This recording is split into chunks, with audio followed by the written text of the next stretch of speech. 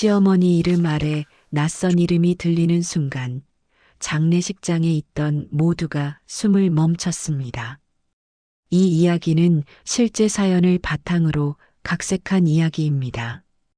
여러분들의 주변 혹은 여러분들이 겪을지 모를 일이기도 합니다. 좋아요, 구독 꼭 부탁드립니다. 이제 이야기를 시작할까 합니다. 정오도 조금 지난 시간 장례식장 안 공기는 향 냄새와 축축한 꽃 냄새로 무겁게 가라앉아 있습니다. 검은 옷을 입은 사람들은 한 줄로 늘어서 있다가도 자리에 앉으면 아무 말 없이 고개만 숙입니다. 영정 사진 속 이정옥의 얼굴은 언제나처럼 무심한 표정인데 그 앞에 앉은 사람들의 표정은 이미 한 차례 뒤집힌 뒤였습니다. 상주석에 앉은 아들 진수는 눈이 벌겋게 부어 있으면서도 자꾸만 한쪽 벽을 힐끔힐끔 쳐다봅니다. 그 벽 앞에는 작은 탁자, 그리고 서류 봉투를 펼쳐놓은 김 변호사가 서 있습니다.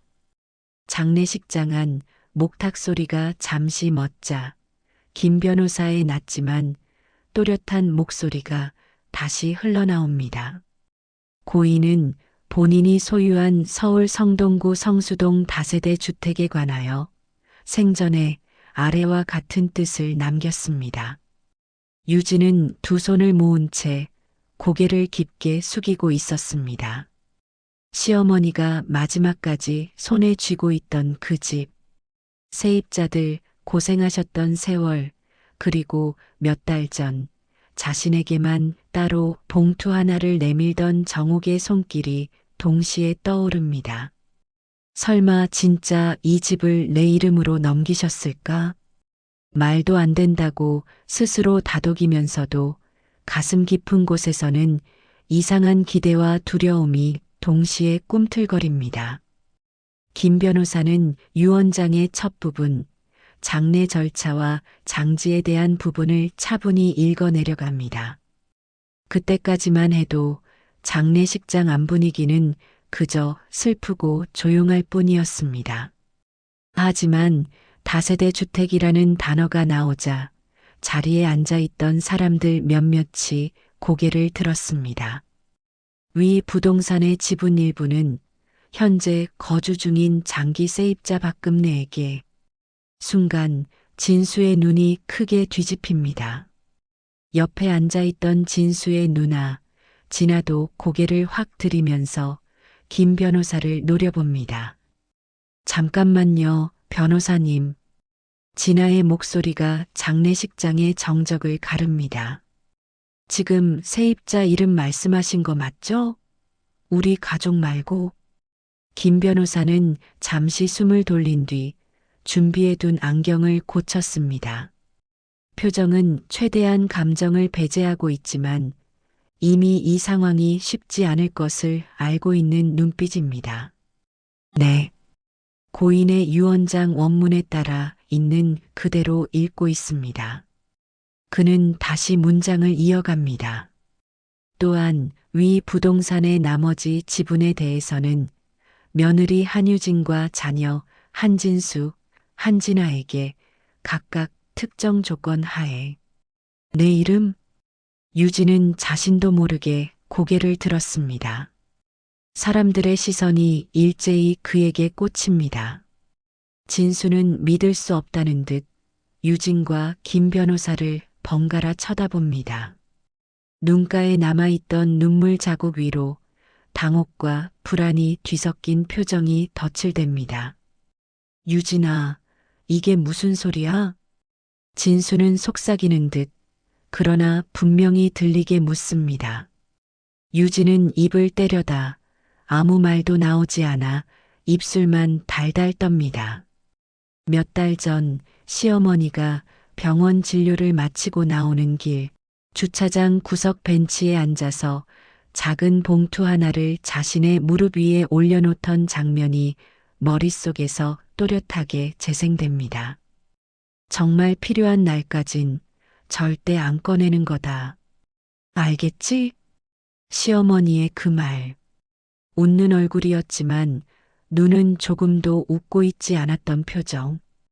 유진은 그 봉투를 서랍 가장 안쪽에 밀어 넣으면서 마치 그날 이후로 자기 마음까지 함께 밀어 넣었던 것 같습니다.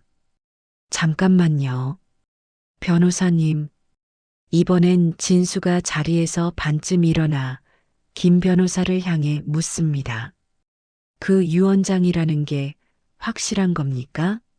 어머니가 진짜 이렇게 써놓으신 거예요? 장례식장 한쪽에 서 있던 세입자 노부부도 서로 눈치를 보며 고개를 숙였다 들었다를 반복합니다. 그들은 이런 자리에 있는 것조차 어색해 보이지만 동시에 자신들의 이름이 불린 순간 이곳에서 보낸 지난 10년이 부끄러운 듯 그리고 어딘가 미안한 듯 얼굴을 붉힙니다.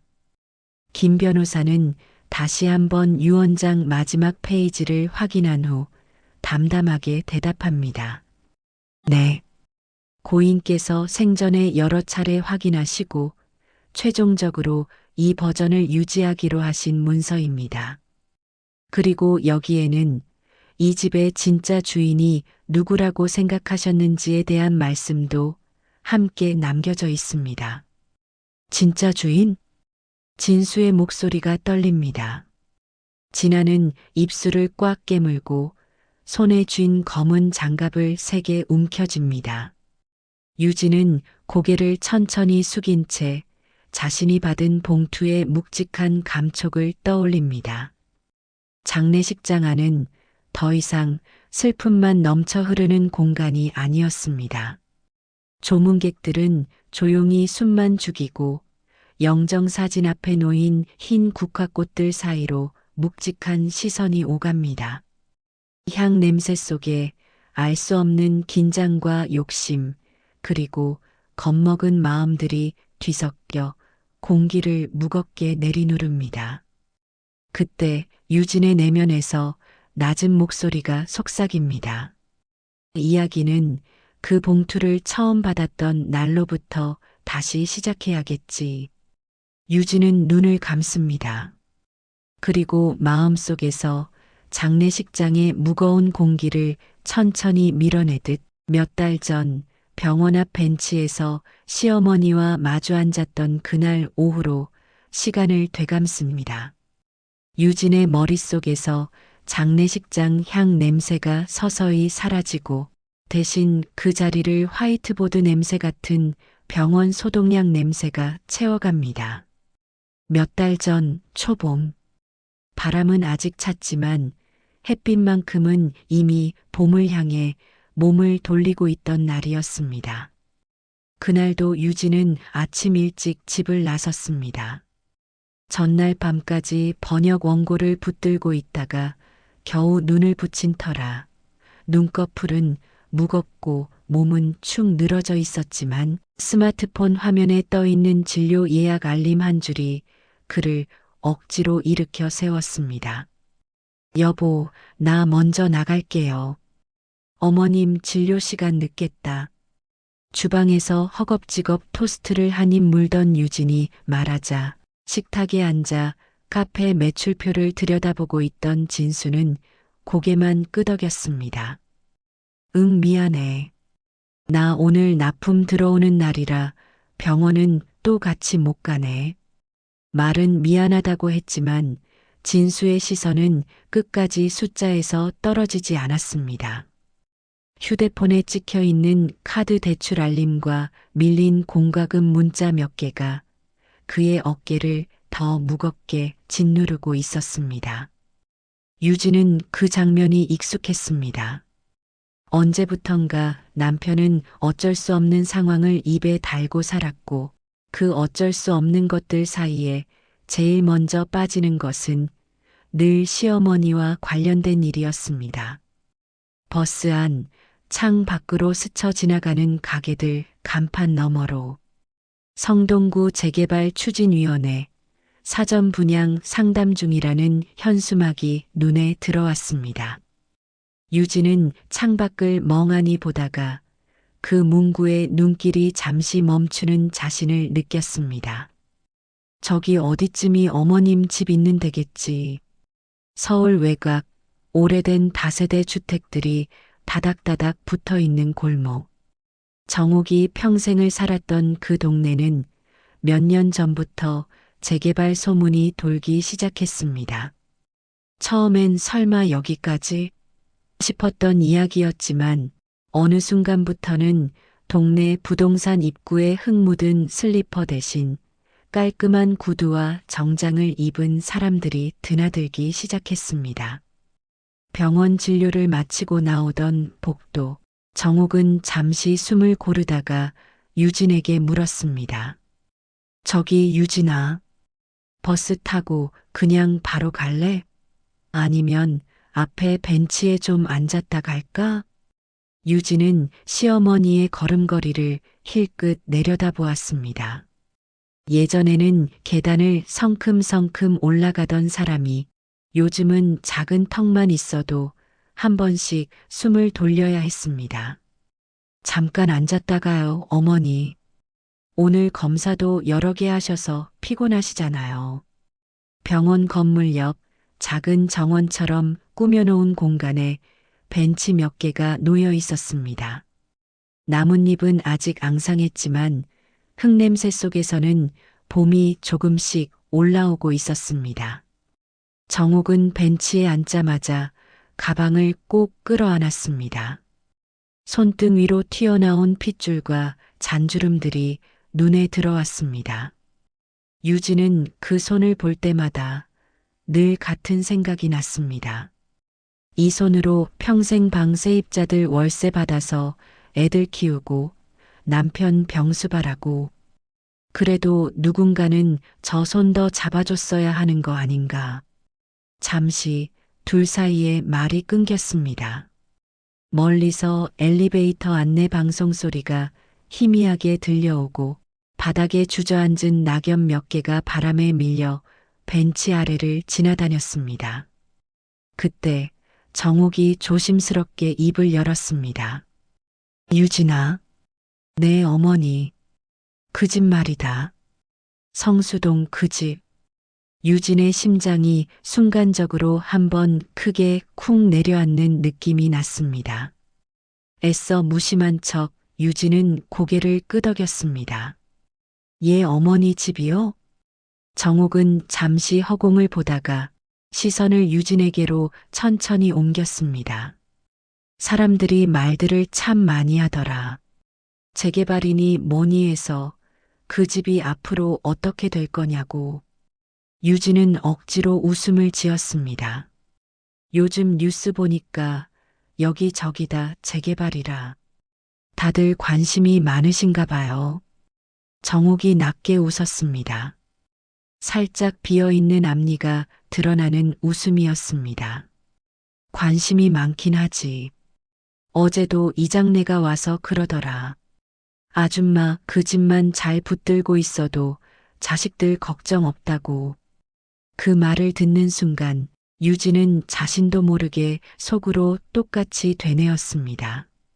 그 집만 제대로 팔리면 우리도 카드값, 대출, 애 학원비 숨 좀 쉴 수 있을 텐데.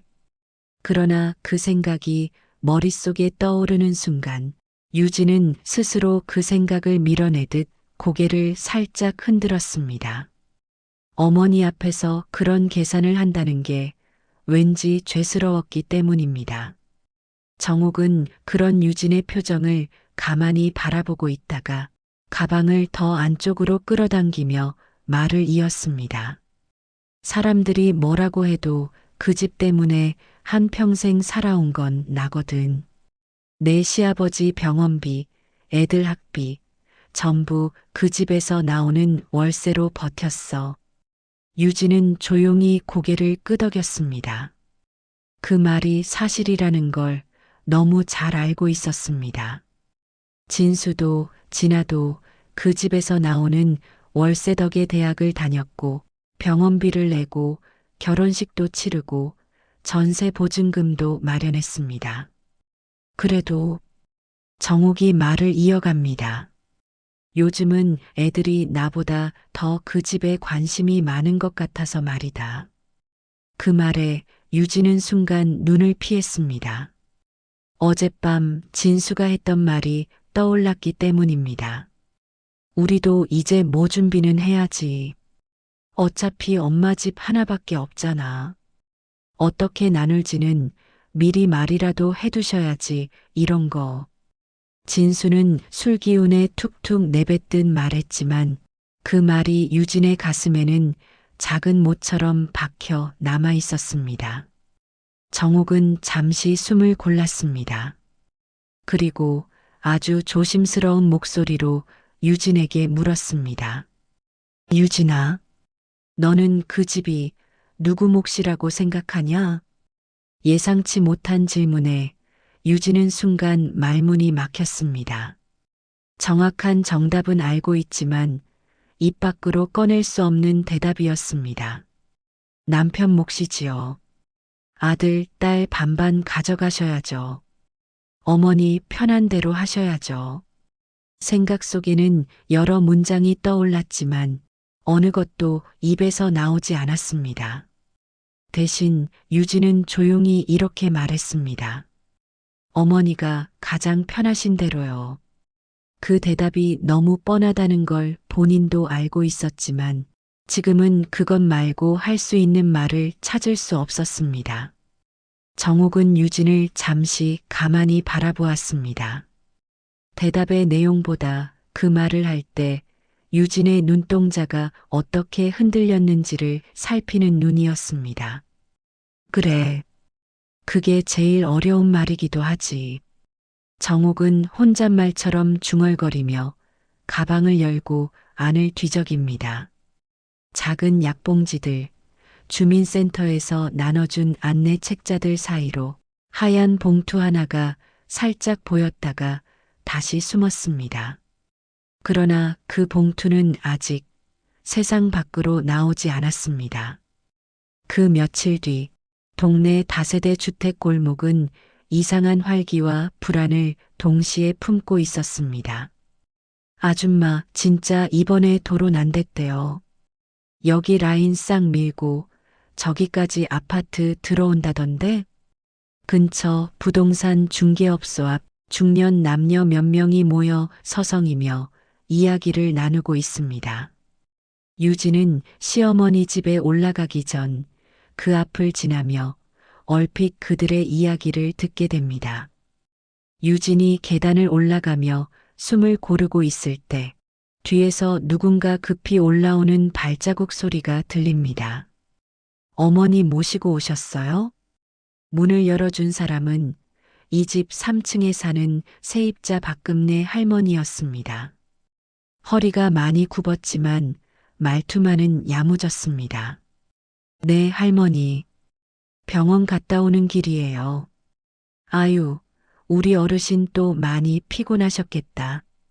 집안에 계신 날도 숨이 차하시더만 병원까지. 금내는 말끝을 흐리며 잠시 아래층을 내려다봅니다. 골목 입구에 서 있는 양복 차림 남자 둘이 눈에 들어옵니다. 요 며칠 저 양복쟁이들 자꾸 왔다 갔다 하던데 이 동네가 뭐가 그리들 좋다고 하긴 아줌마 집이 제일 알짜지. 유진은 애써 웃음으로 넘겨보려 했습니다.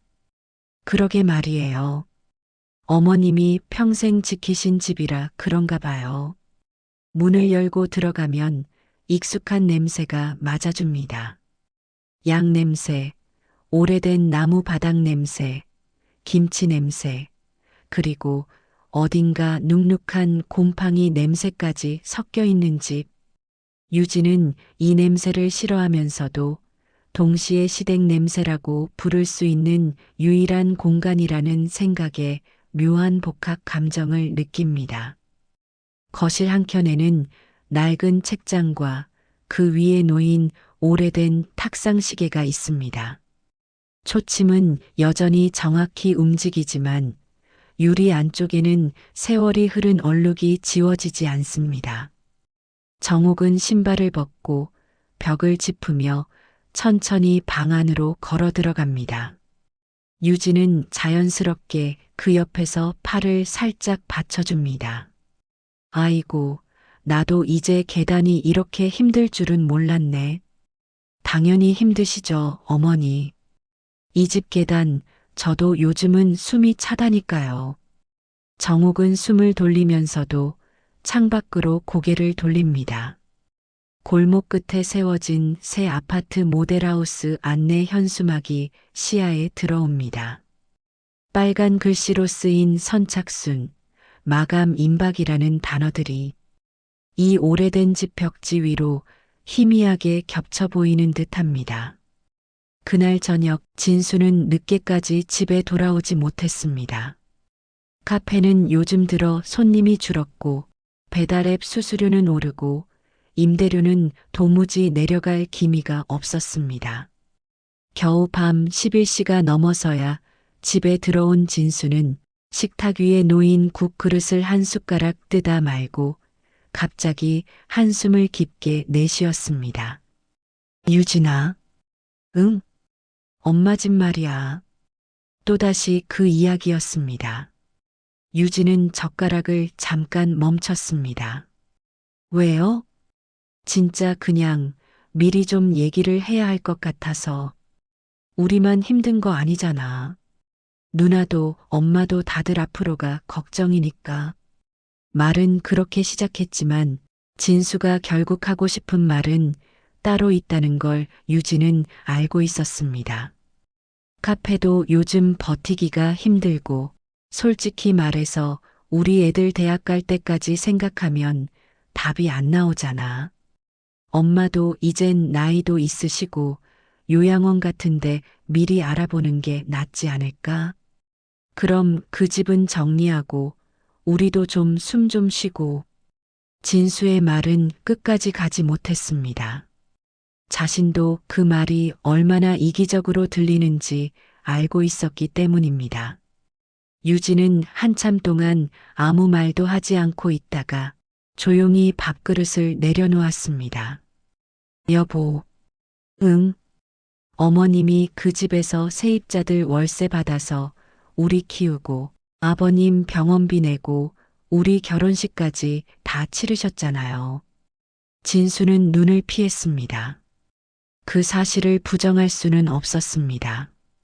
알아, 나도 알아.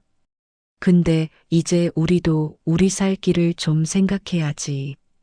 엄마도 결국 우리한테 줄 생각이니까 그게 그냥 조금 빨라지는 거잖아. 그 말에 유진은 마음 한켠이 싸늘해지는 것을 느꼈습니다. 조금 빨라지는 것이라는 표현 속에 노인의 남은 시간과 집의 가치가 너무 가볍게 섞여 있는 것 같았습니다. 그날 밤 유진은 잠이 오지 않았습니다.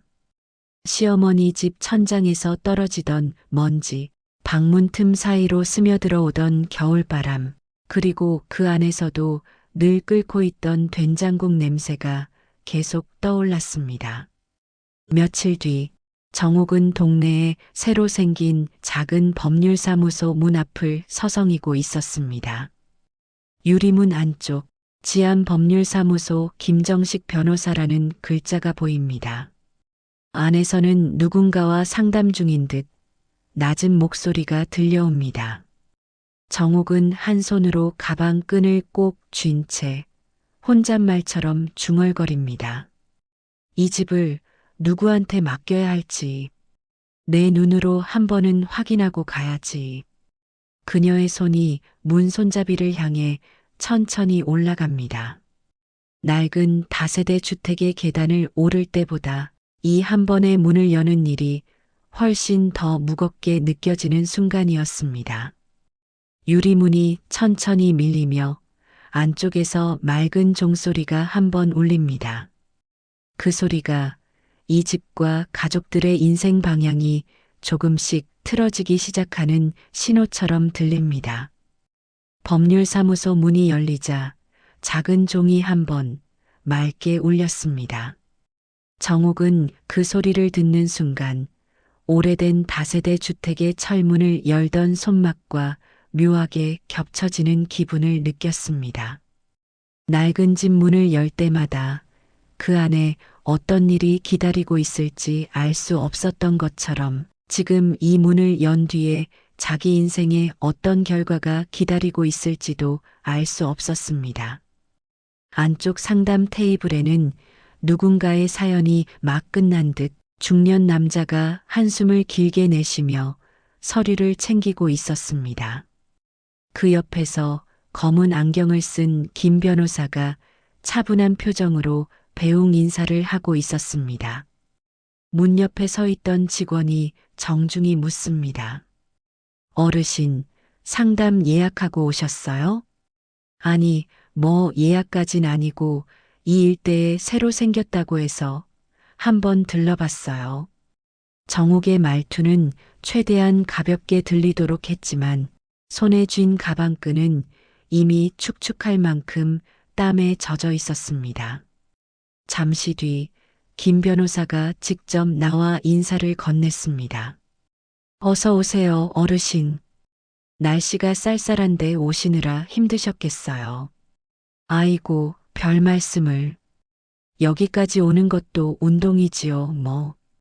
작은 상담실 안 테이블 위에는 이미 다른 사람들의 인생이 담겨 있을 법한 두꺼운 서류철이 몇 권 놓여 있습니다. 정욱은 의자에 천천히 앉으며 주변을 한번 둘러봤습니다. 하얀 벽 액자 하나, 책장에는 법률 서적들이 줄지어 꽂혀 있고 한쪽에는 상속유언 상담이라고 적힌 작은 팻말이 세워져 있었습니다. 김 변호사가 물컵을 내밀며 조심스럽게 말했습니다. 어떤 일로 오셨는지 편하게 말씀해 주세요. 상속이나 유언 문제 때문에 오시는 분들이 요즘 많이 계셔서요. 정욱은 물을 한 모금 삼킨 뒤 손을 무릎 위에 올렸습니다. 내가 집이 하나 있거든요. 서울 성수동, 오래된 다세대 주택. 남편이랑 젊었을 때 어렵게 장만한 집인데 김 변호사는 고개를 끄덕이며 메모를 시작했습니다. 네, 계속 말씀해 보세요. 애가 둘인데 아들은 장사를 한다고 늘 바쁘고 딸은 외국 나가 살다가 요즘 들어 자꾸 들어오고 다들 그 집에 관심이 참 많더라고요.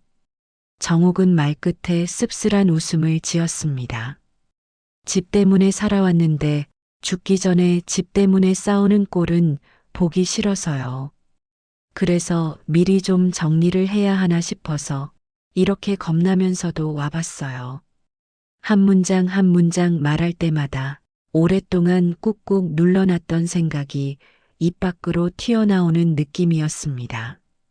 김 변호사는 잠시 메모를 멈추고 정욱의 얼굴을 바라봤습니다. 그 눈빛에는 단순한 사건 기록을 넘어 사람을 보는 습관이 배어 있었습니다. 그러니까 어르신 말씀은 나중에 자녀분들이 집 문제로 다투지 않도록 생전에 유언을 정리해 두고 싶으신 거네요? 네, 그렇죠.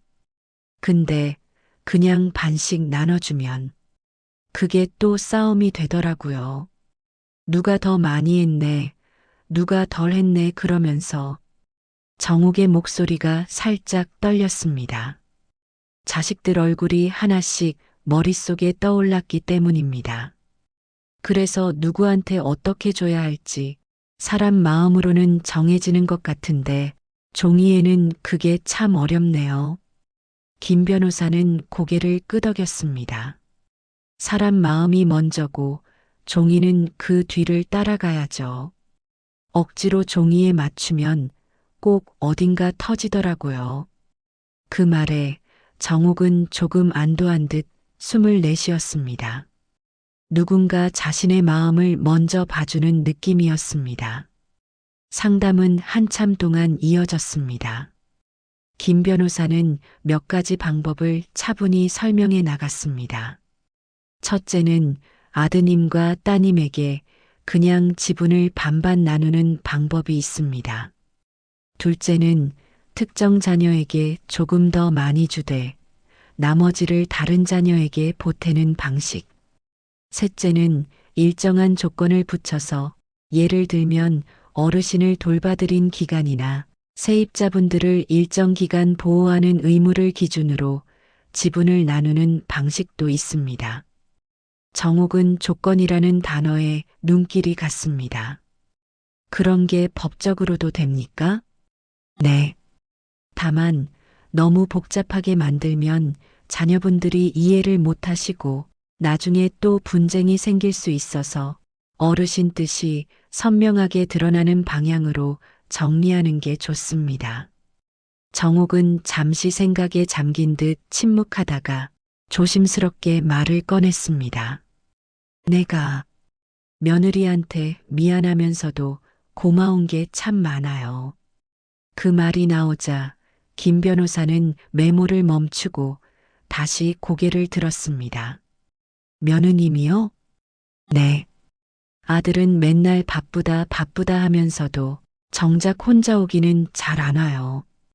근데 그 사람은 아무 소리도 안 하고 병원도 같이 가주고 동네 장 봐오는 것도 도와주고 나한테 화난 날도 있었을 텐데 티를 잘 안 내더라고요.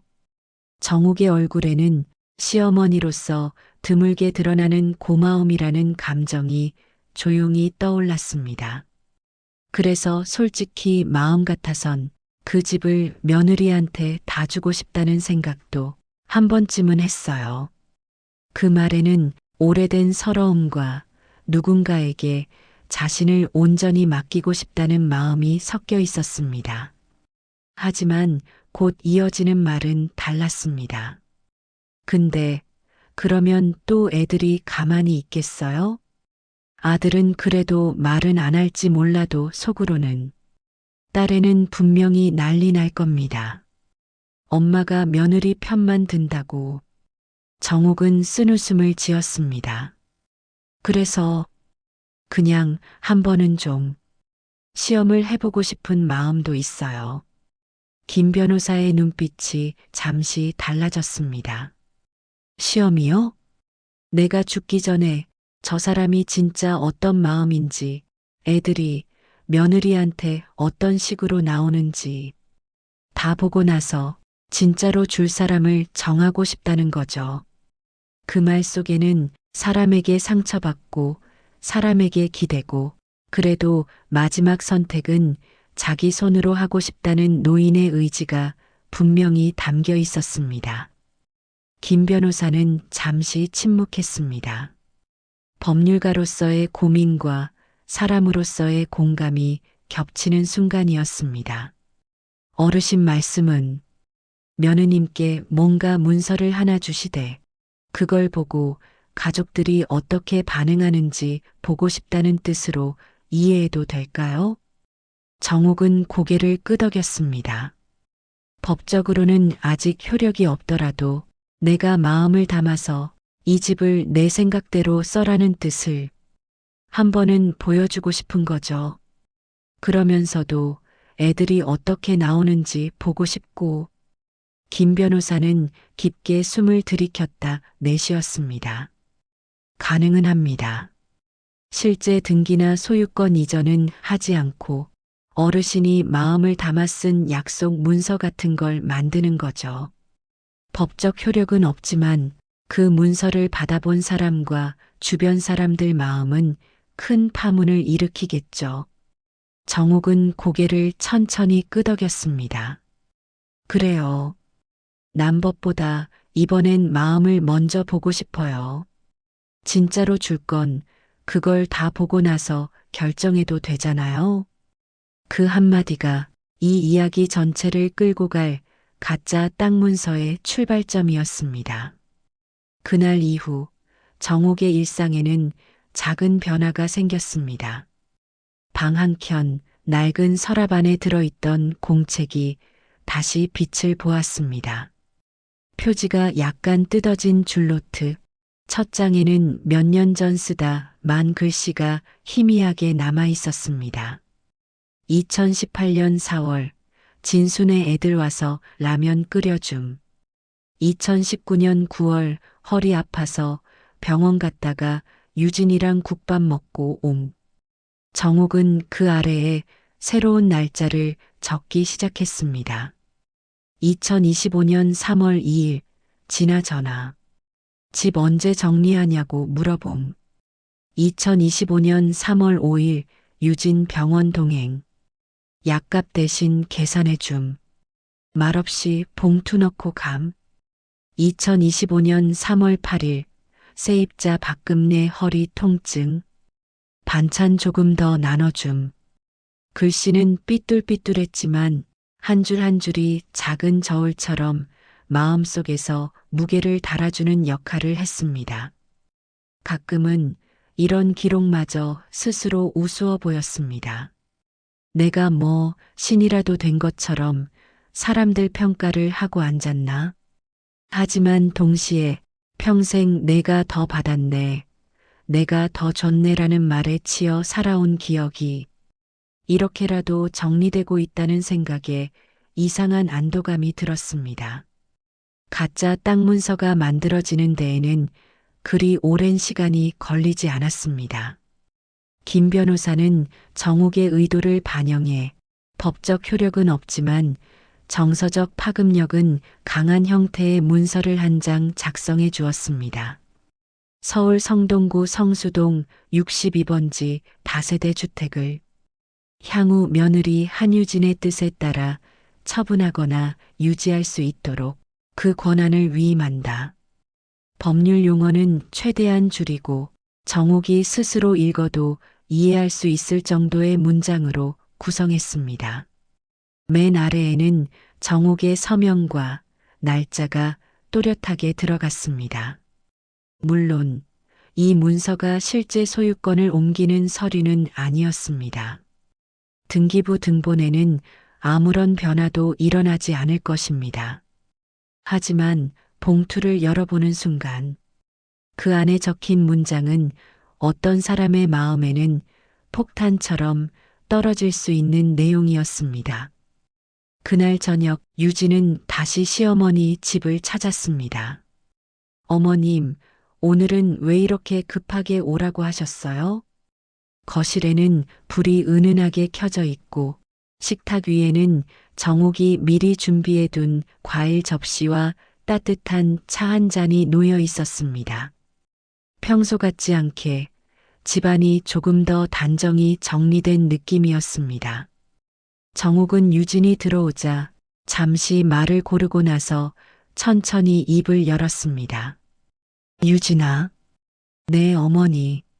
내가 나한테 해준 것들을 내가 다 기억 못할 줄 알았지? 뜻밖의 말에 유진은 잠시 당황했습니다. 무슨 말씀이세요, 어머니? 제가 뭘 또... 정옥은 손사래를 치며 말을 끊었습니다. 아니야, 듣기나 해. 병원도 같이 가주고 집안에 전구 하나 나가도 내가 와서 갈아주고 세입자들 문제 생겨도 같이 들어줘서 나 그런 거 하나도 안 잊었다. 유진의 목구멍이 살짝 메이는 느낌이 났습니다. 누구도 크게 말해준 적 없는 그 수고들이 지금 처음으로 이름을 갖고 불리는 순간이었습니다. 그래서 나도 사람인지라 고마운 마음을 어디엔가는 남기고 싶더라고. 정옥은 천천히 일어나 방 안으로 들어갔다가 작은 서랍에서 흰 봉투 하나를 꺼내 들고 나왔습니다. 봉투는 손때가 거의 묻지 않은 깨끗한 모양이었지만 그 안에 들어있는 종이는 이미 여러 번 접혔다 펴졌다 한 흔적이 느껴졌습니다. 이게 뭐예요, 어머니? 유진이 조심스럽게 묻자 정옥은 봉투를 두 손으로 받쳐들고 유진에게 내밀었습니다. 이건 정말 힘든 날이 오면 그때 한 번만 꺼내봐. 힘든 날이요? 그래. 말로 다 못할 만큼 내 마음이 막막해지는 날 있잖아. 그날까지는 이 봉투를 열지도 말고 보여주지도 말고 그냥 내 서랍 깊은데 넣어두는 거야. 유진은 봉투를 받는 손이 떨리는 것을 스스로 느꼈습니다. 한편으로는 이게 혹시 하는 기대가 심장 깊숙한 곳에서 조용히 고개를 들고 있었고, 다른 한편으로는 이걸 받는 순간부터 나는 뭔가에 얽매이는 건 아닐까 하는 두려움이 스쳤습니다. 어머니, 이건 어떤 거예요?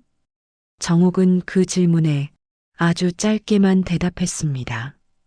내가 누구를 믿고 싶은지 언젠가 알게 될 거야. 그 말만 남기고 정옥은 더 이상 설명하지 않았습니다. 그날 밤 유진은 집에 돌아와 봉투를 책상 위에 올려놓았습니다. 손만 뻗으면 언제든지 집어들 수 있는 거리. 하지만 그 봉투를 바라보는 것만으로도 마음이 불편해져 결국 서랍 제일 안쪽으로 밀어 넣었습니다.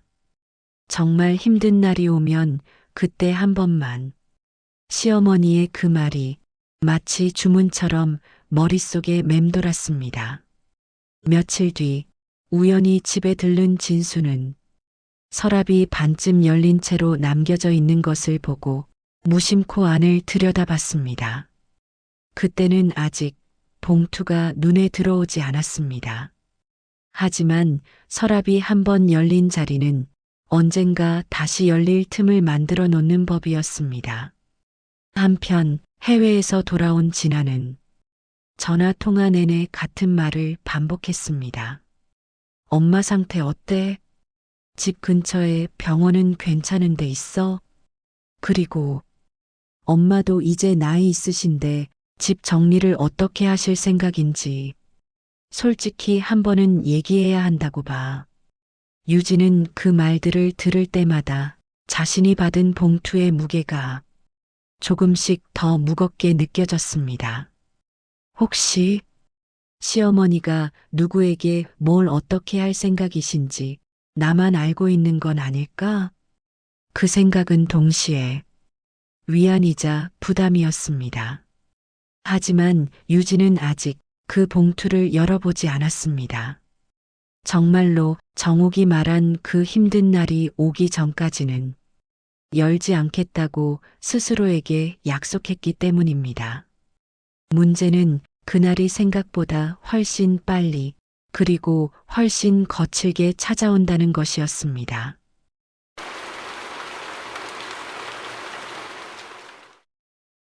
봄비가 잠깐 쏟아졌다 그친 오후, 창문 밖으로 물먹은 골목이 탁한 빛을 반사하고 있었습니다.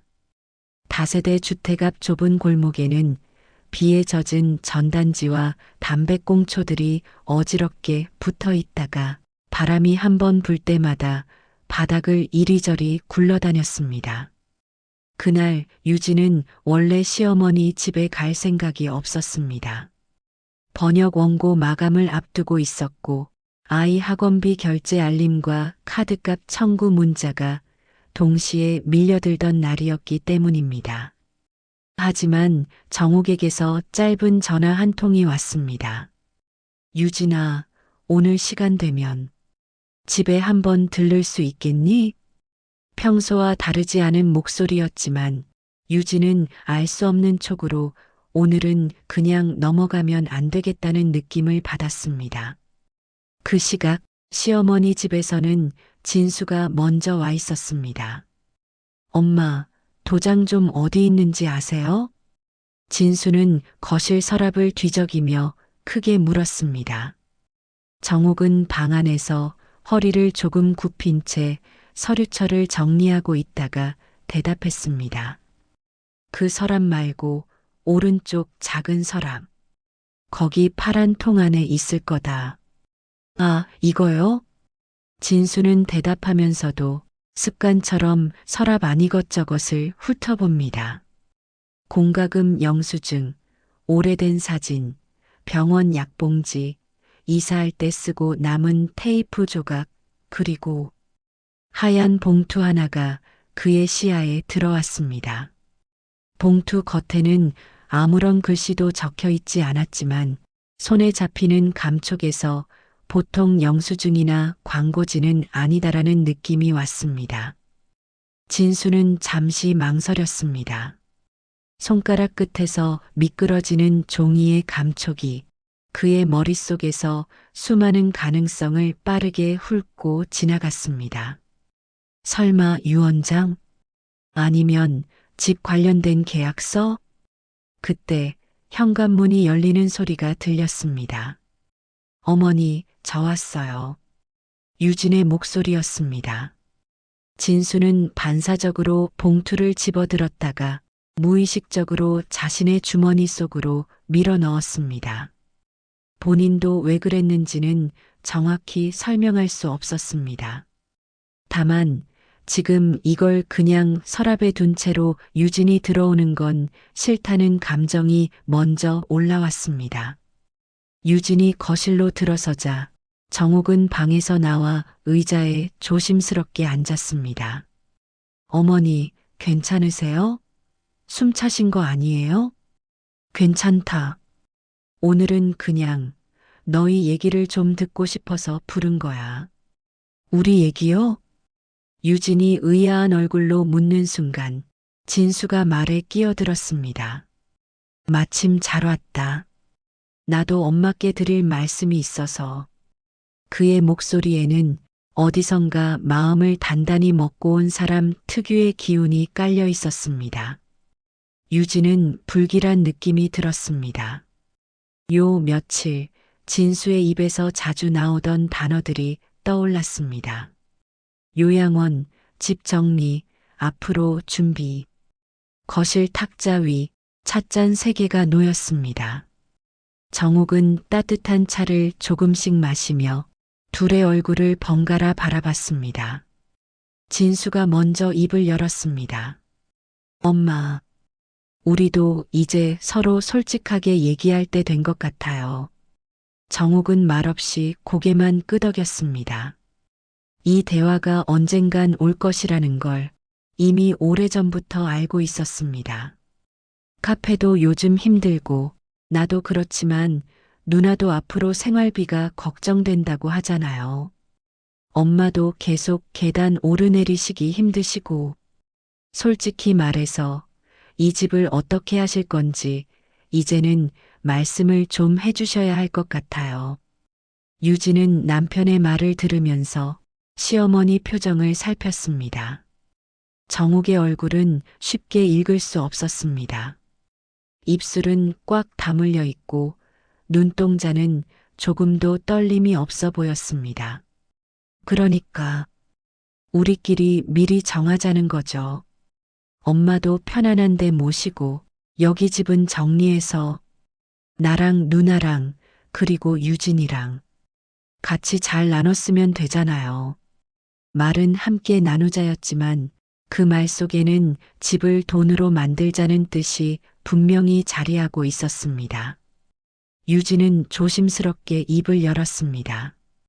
여보, 어머님이 아직 여기 계시고 싶어 하시면 우리 욕심이 너무 앞서는 건 아닐까요? 진수는 순간 눈썹을 찌푸렸습니다. 욕심? 나 우리 집 살 길 얘기하는 거야. 엄마도 결국 우리한테 주실 건데 그걸 조금 일찍 정리하자는 게 욕심이야? 대화는 금세 날이 서기 시작했습니다. 정옥은 두 사람의 대화를 듣고 있다가 천천히 한마디를 끼워 넣었습니다. 나는 아직 이 집에서 숨쉬고 있다. 내 집을 내가 발 빼기도 전에 어떻게 나눌지부터 얘기하는 건 아무리 내 새끼들이라도 듣기 힘든 말이다. 그 말에 잠시 거실 공기가 얼어붙었습니다. 유진은 숨을 고르며 무슨 말을 해야 할지 고민했습니다. 자칫 잘못 끼어들었다가는 며느리가 집안일에 끼어든다는 소리를 듣기 십상이었습니다. 그러나 바로 그때 상황을 더 복잡하게 만드는 전화가 울렸습니다. 진수의 휴대폰 화면에 이름 하나가 떴습니다. 누나. 여보, 누나 전화야. 받아. 스피커폰으로. 유진의 말에 진수는 잠시 망설이다가 통화를 연결하고 휴대폰을 탁자 위에 올렸습니다. 누나, 지금 엄마 집이야. 통화기기에서 조금 멀리 있는 듯한 여성의 목소리가 들려왔습니다. 그래, 잘 됐다. 나도 오늘 그 얘기 좀 하려고 했어. 진아의 목소리는 멀리 떨어진 거리 때문에 조금 울려 들렸지만 그 안에 실린 감정만큼은 너무나 또렷했습니다. 엄마, 잘 들리지? 응, 들린다. 엄마, 나도 그냥 돌려 말 안 할게. 요즘 뉴스만 틀어도 여기저기 재개발 얘기고, 솔직히 말해서 엄마 집 말고 우리 형편에서 기댈 데가 또 어디 있어. 나도 이제 나이 들고 회사도 언제까지 다닐 수 있을지 모르겠는데. 진아는 말을 이어가며 자신도 힘들고 불안하다는 이야기를 길게 풀어놓았습니다. 그 말 안에는 그러니까 엄마 집은 당연히 우리 몫이라는 전제가 깔려 있었습니다. 진수는 그 말에 여러 번 동의하듯 대꾸했고 유진은 옆에서 조용히 듣기만 했습니다. 잠시 후 진아가 목소리 톤을 살짝 바꾸며 말했습니다. 근데 나 하나 궁금한 게 있어서 그래. 요즘 동네 사람들 얘기 들으니까 엄마가 며느리한테 뭘 하나 쥐어줬다던데. 그게 뭔지 나도 좀 알아야 하지 않겠어? 그 말에 유진의 심장이 순간 멎는 것 같았습니다. 누나, 그게 무슨 말이야? 라고 묻는 진수보다 먼저 놀란 사람은 정옥이었습니다. 그게 동네에서 소문이 좀 돌더라고. 엄마가 며느리랑 병원을 자주 다니더니 어디 가서 문서 같은 걸 만들었다. 뭐 이런 얘기. 나는 그냥 웃어 넘겼는데. 솔직히 말해서 지금 얘기 듣다 보니까 자꾸 마음에 걸려서. 정옥은 스피커폰에서 흘러나오는 그 말을 듣는 순간 김 변호사 사무실에서 했던 자신의 고백들이 떠올랐습니다. 한 번은 시험을 해보고 싶어요. 그 시험이 지금 이 순간 본격적으로 시작되고 있다는 사실을 누구보다도 본인이 가장 뼈저리게 느끼고 있었습니다. 거실 공기가 묵직하게 내려앉았습니다. 정옥은 차를 한 모금 더 마시려다 손이 살짝 떨리는 것을 느끼고 컵을 내려놓았습니다.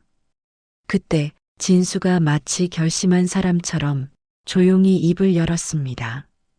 유진아, 응? 혹시 엄마가 너한테 무슨 봉투 같은 거 주신 거 있어? 유진은 입술을 깨물었습니다. 머릿속에서 시어머니의 말이 겹쳐졌습니다. 정말 힘든 날이 오면 그때 한 번만 꺼내봐. 아직 그날이 온 것 같지는 않았습니다. 그렇다고 이 자리가 아무 일 없는 평범한 날이냐고 묻는다면 그것도 자신 있게 내라고 답할 수 없었습니다. 잠시 침묵이 흐르는 동안 스피커폰 너머로 진아의 목소리가 다시 들려왔습니다. 있으면 있다고 말해야지, 유진 씨. 이건 가족 전체 문제잖아. 이 말은 예의의 형식을 갖추고 있지만 실제로는 며느리에게 신문을 하는 말이나 다름없었습니다. 유진은 결국 숨을 깊게 들이쉬고 천천히 내쉬었습니다. 네, 봉투 있어요. 진수의 눈이 커졌습니다. 왜 지금까지 말 안 했어? 그 질문에는 배신감과 불안이 뒤섞여 있었습니다. 유진은 조심스럽게 설명했습니다. 어머님이 정말 힘든 날이 오면 그때 한 번만 꺼내보라고 하셨어요. 그때까지는 열지도 말라고, 누구한테 보여주지도 말라고 하셔서 진아의 목소리가 높아졌습니다. 그래도 우리한테 말을 했어야지. 엄마가 며느리한테만 뭘 줬다는 게 말이 돼? 우리 가족인데 이걸 몰랐다는 게 말이 되냐고. 정옥은 그 소리를 듣고 눈을 감았습니다. 자신이 던진 작은 돌멩이가 지금 어느 정도의 파문을 만들고 있는지 귀로 가슴으로 생생히 느끼고 있었습니다. 진수는 자리에서 일어나 유진을 향해 한 걸음 다가섰습니다. 지금이라도 가져와. 우리 셋이, 아니, 넷이 같이 보고 이야기해야지. 누나도 듣고 있잖아. 엄마 앞에서 다 까놓고 얘기하자. 유진은 망설였습니다. 이 봉투를 여는 순간 시어머니와의 약속을 어기는 건 아닐까? 혹은 오히려 시어머니가 이 장면까지도 예상하고 있었던 건 아닐까? 결국 유진은 무겁게 자리에서 일어나 자신의 가방을 열었습니다. 아까 집에서 나올 때 혹시 모를 상황에 대비해 무의식적으로 봉투를 챙겨온 것이 지금 와서 더 무섭게 느껴졌습니다. 흰 봉투 하나가 거실 탁자 위에 조용히 내려앉았습니다. 작은 종이 한 장이 방 안의 모든 숨소리를 붙잡아 두는 것 같았습니다. 봉투는 아직 닫혀 있었지만 이미 모든 사람의 마음은 그 안을 들여다보고 있었습니다. 열어. 스피커폰 너머 진아의 목소리가 날카롭게 떨어졌습니다. 지금 여기서 열어. 엄마 앞에서 우리 다 같이 있을 때. 유진은 시어머니를 바라봤습니다. 어머니, 열까요? 정옥은 잠시 눈을 감았다 떴습니다. 그 짧은 눈 깜빡임 사이로 김 변호사 사무실의 풍경, 자신이 서명하던 손의 떨림, 그리고 유진에게 봉투를 건네던 날의 공기 냄새까지 스쳐 지나갔습니다. 그래. 이왕 이렇게 된 거 너희들 앞에서 같이 보는 게 낫겠다. 정옥의 허락이 떨어지자 유진은 봉투 입구를 조심스레 뜯었습니다. 손가락 끝이 미세하게 떨렸습니다. 봉투 안에서 접혀있던 종이 한 장이 모습을 드러냈습니다.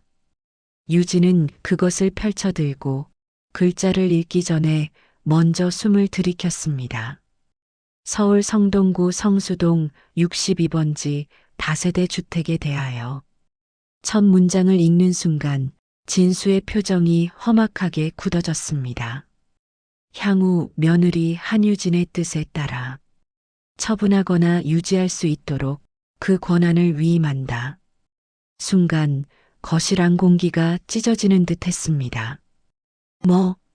진수의 목소리가 거의 짐승의 울음처럼 튀어나왔습니다. 스피커폰 너머로도 진아의 숨이 확 고조되는 소리가 그대로 전해졌습니다. 엄마. 이게 뭐야? 진수는 종이를 빼앗듯 받아들고 글자를 몇 번이고 다시 읽었습니다. 향후 며느리 한유진의 뜻에 따라 처분하거나 유지할 수 있도록 권한을 위임. 이 집을 유진이한테 다 줬다는 소리잖아. 그의 말은 정확하지 않았습니다. 법적으로는 틀린 해석이지만 감정적으로는 가장 단순하고 자극적인 해석이었습니다. 유진이 급히 말을 보탰습니다. 여보, 이건 그냥 어머님이 마음 담아서 써주신 거지. 진짜 등기나 그런 건 아니라고. 하지만 그 말은 끝까지 가지 못했습니다. 그럼 왜 지금까지 숨겼어? 진수의 외침이 유진의 말을 끊었습니다. 누나 말대로야. 이런 중요한 걸 우리한테 한마디 상의도 없이 혼자 가지고 있었다는 게 그게 더 문제 아냐? 스피커폰 너머 진아도 쉴 새 없이 쏟아냈습니다. 엄마, 나 솔직히 말할게. 나 엄마가 며느리랑 병원 다니는 거 고맙게 생각했어. 근데 이렇게까지 며느리한테 편드는 줄은 몰랐네. 이건 우리 자식들한테는 한마디도 안 하고 뒤에서 따로 거래한 거잖아. 정욱의 입술이 떨렸습니다. 거래라니. 그럼 뭐라고 불러야 돼? 엄마, 나도 지금 힘들고 불안해. 근데 이걸 이렇게 몰래 해놓으면 나는 뭐가 되는 거냐고. 목소리는 점점 격해졌고 말 속에는 그동안 쌓인 서운함과 불안, 그리고 며느리에 대한 질투가 뒤섞여 있었습니다. 유진은 자신이 한가운데 서 있다는 사실을 몸 전체로 느끼고 있었습니다.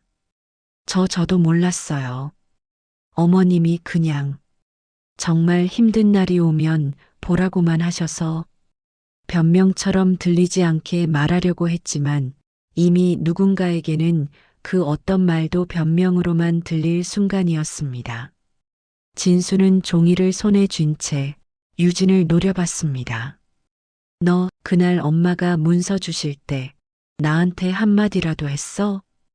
그건 어머님이 말씀하지 말라고. 그래. 엄마가 말하지 말라 그랬겠지. 근데 너는 그 말을 그대로 지키면서 우리랑은 아무 얘기도 안 했다는 거야? 그 말엔 연인으로서의 배신감, 동지로서의 상실감이 함께 묻어 있었습니다. 유진은 눈물이 차오르는 것을 느끼면서도 어떻게든 차분하게 설명하려고 했습니다. 나도 여보랑 누나 힘든 거 알아요. 나도 같이 걱정했고요. 근데 어머님이 저를 믿고 맡겨주신 거니까 최소한 그 약속은 지켜야 한다고 생각했어요. 진아의 목소리가 다시 쏟아졌습니다. 결국 엄마도 며느리도 우리 몰래 따로 손잡고 있었던 거네. 세입자들 착하다고 챙겨주고 며느리 고생한다고 문서 써주고 정작 자식들은 뒷전이고. 그 말은 정욱의 가슴을 깊게 찔렀습니다.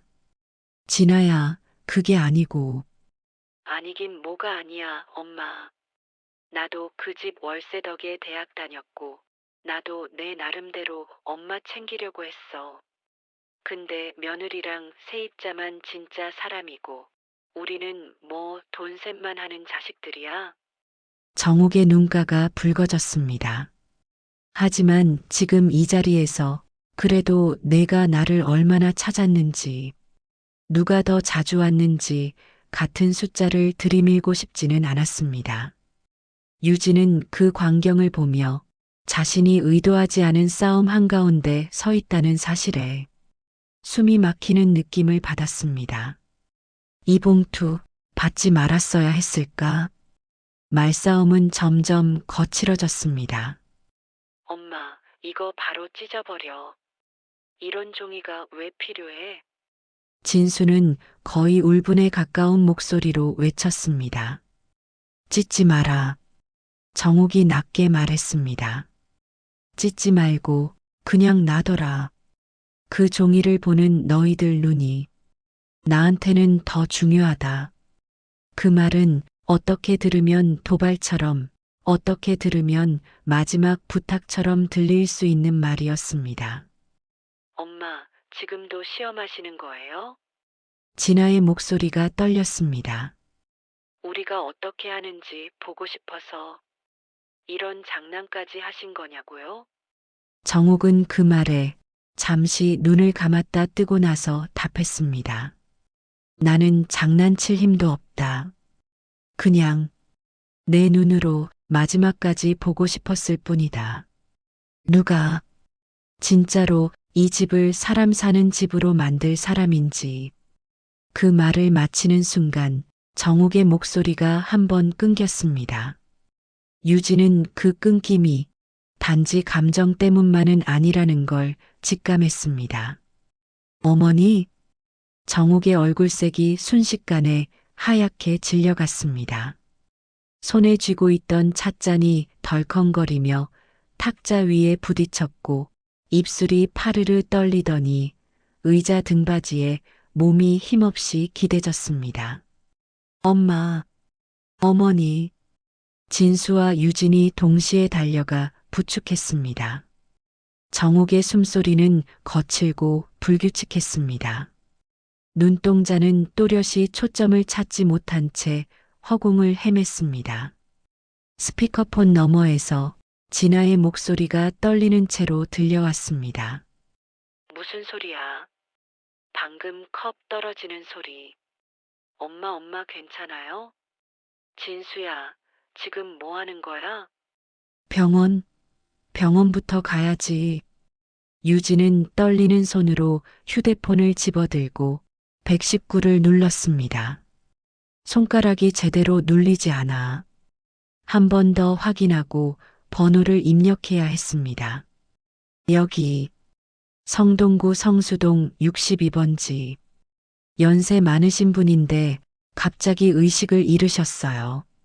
집안 공기는 갑자기 다른 밀도로 변했습니다. 울리는 종소리 대신 멀리서 사이렌 소리가 점점 가까워지는 느낌이 머릿속에서 먼저 들려오는 듯 했습니다. 탁자 위에는 아직 펼쳐진 채로 놓여 있는 가짜 땅 문서가 조용히 바람에 조금씩 들려 움직이고 있었습니다. 문장의 한 줄 한 줄이 방 안의 공기보다 더 무겁게 내려앉아 있었습니다. 몇 분 뒤 골목 끝에서 사이렌 소리가 실제로 들려오기 시작했습니다. 세입자 박금내 할머니가 허겁지겁 계단을 올라와 현관문을 두들겼습니다. 아줌마, 무슨 일이래요? 아까 위에서 큰 소리 나더니 유진은 문을 열어주며 헐레벌떡 말했습니다. 할머니, 어머님이 갑자기 쓰러지셨어요. 지금 구급차 오고 있어요. 거실 한가운데 정옥은 바닥에 조심스럽게 눕혀져 있었고 머리 아래에는 접은 베개와 수건이 받쳐져 있었습니다. 진수는 손을 덜덜 떨며 어머니의 이름을 계속 불렀습니다. 엄마, 나야, 진수야. 엄마, 눈 좀 떠봐. 스피커폰은 여전히 켜져 있었고 그 너머로 진아의 흐느끼는 소리가 희미하게 이어졌습니다. 엄마 제발.